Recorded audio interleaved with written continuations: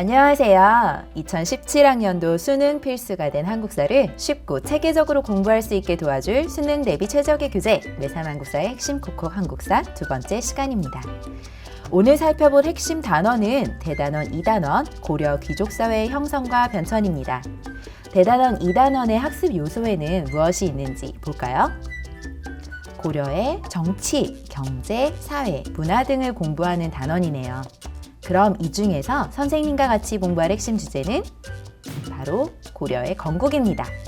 매3 한국사 본책 48에서 49쪽에 관련 내용이 잘 정리되어 있으니 참고하세요.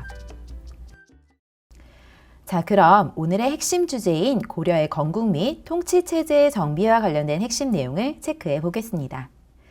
고려는 후삼국을 비롯하여 발해의 고구려 유민까지 포함한 민족의 재통일을 완성했죠. 이후 국가의 기틀을 확립하기 위해 많은 노력을 기울였습니다. 그럼 첫 번째 질문.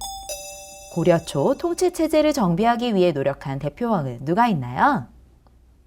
우선 고려를 건국한 태조가 있겠죠.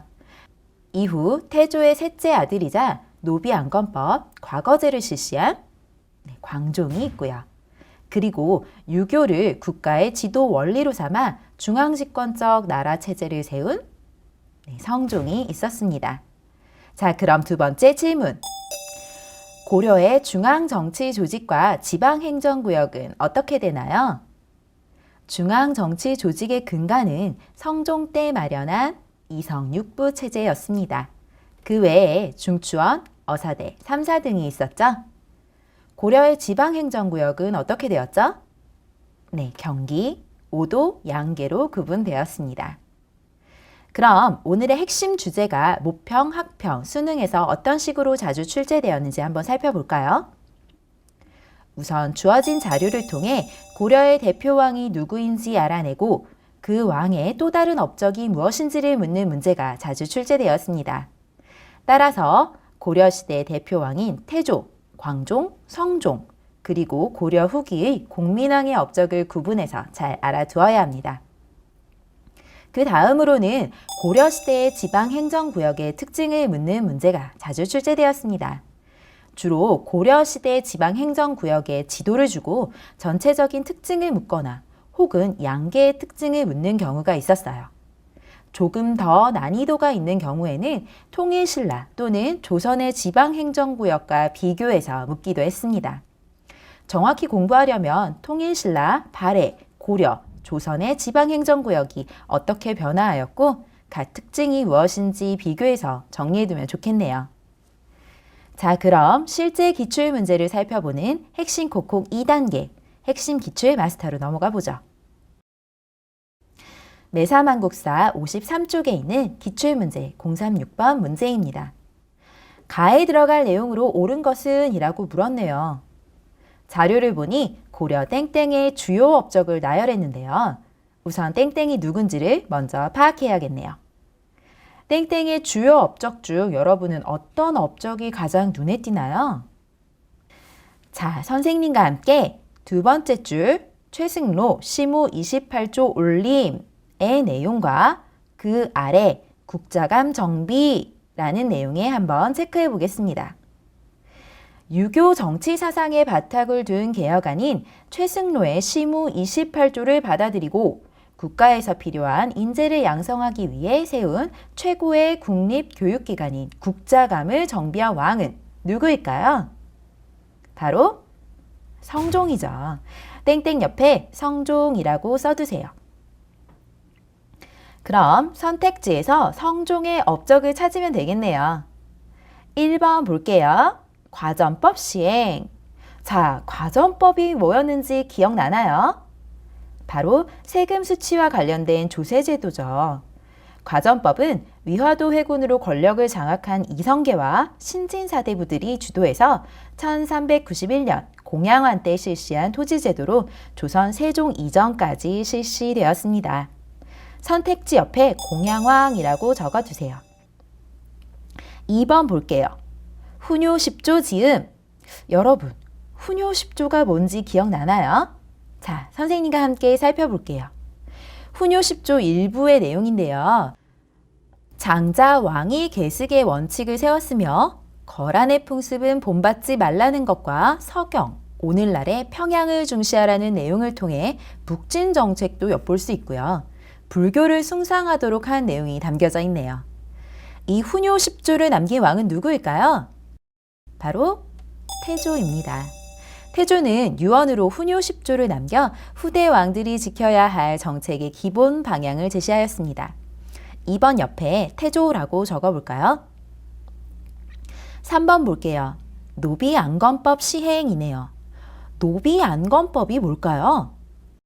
본래 양인이었다가 노비가 된 사람을 안, 살피고 검, 조사하여 다시 양인이 될 수 있도록 조처한 법입니다. 노비안건법을 통해 공신과 호족의 경제력과 군사력을 약화하고 국가 재정을 확충한 왕은 누구죠? 네, 광종이죠. 옆에다가 광종이라고 써보세요. 4번 몽골식 풍습 금지네요. 원나라 간섭기에 고려로 전해져 유행한 몽골의 생활 양식, 즉 몽골풍에 어떤 것들이 있는지 알고 있나요? 장사치, 벼슬아치처럼 사람을 가르치는 치라는 언어, 임금의 음식상을 수라라고 하는 것, 오늘날 우리가 즐겨 먹는 만두, 설렁탕, 그리고 신부가 찍는 연지, 머리에 쓰는 족두리 등이 몽골풍에 해당합니다. 고려 말 고려의 자주성을 회복하고자 몽골풍을 금지한 왕은 누구였죠? 네, 바로 공민왕입니다. 4번 옆에 공민왕이라고 써주세요. 5번 볼게요. 전국에 12목 설치라고 되어 있네요. 선생님이 준비한 지도 같이 볼까요? 지금 선생님과 같이 보고 있는 지도는 고려의 지방행정구역 지도입니다. 지도에서 무슨 목이라고 써져 있는 거 보이나요? 목은 지방행정구역의 하나이죠. 전국의 12개의 주요 지역에 목을 설치한 왕은 누구죠? 바로 성종입니다. 성종은 12목을 설치하고 중앙에서 지방관을 파견하여 중앙집권화의 기초를 다졌습니다. 5번 옆에 성종이라고 쓸게요. 자, 여러분이 문제 옆에 써놓은 메모를 보세요. 정답이 한눈에 보이죠? 정답은 5번이 되겠습니다. 자, 이제 마지막 핵심 곡곡 3단계 기선제압 총정리입니다. 오늘은 고려시대 주요 왕의 업적에 대한 기출 선택지를 공부해 보겠습니다. 다음 내용이 태조, 광종, 성종, 공민왕 중 어떤 왕의 업적인지 같이 정리해 볼게요. 평양을 서경으로 삼아 북진 정책을 추진하였다. 네, 태조에 해당하는 내용이죠. 과거제를 도입하여 시행하였다. 네, 광종에 대한 내용입니다. 훈요 10조를 후대 왕들에게 남겼다. 네, 태조에 대한 내용이었죠. 기인 제도를 실시하였다. 네, 이것도 태조에 대한 내용입니다. 지방에 12목을 설치하고 지방관을 파견하였다.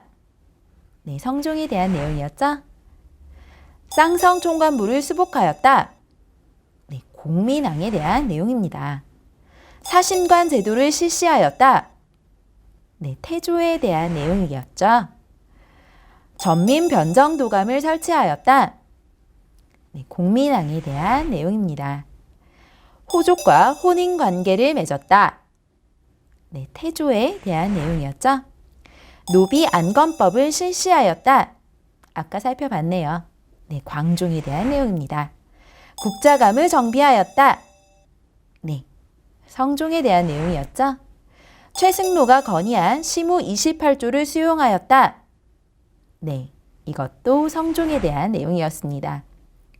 몽골식 풍습을 금지하였다. 네, 공민왕에 대한 내용이었죠. 자, 잘 정리가 되었나요? 네, 오늘 선생님과 함께한 공부가 고려시대를 공부하는데 많이 도움이 되었길 바랍니다. 그럼 우리 다음 핵심 코코 강의에서 봐요. 수고하셨습니다.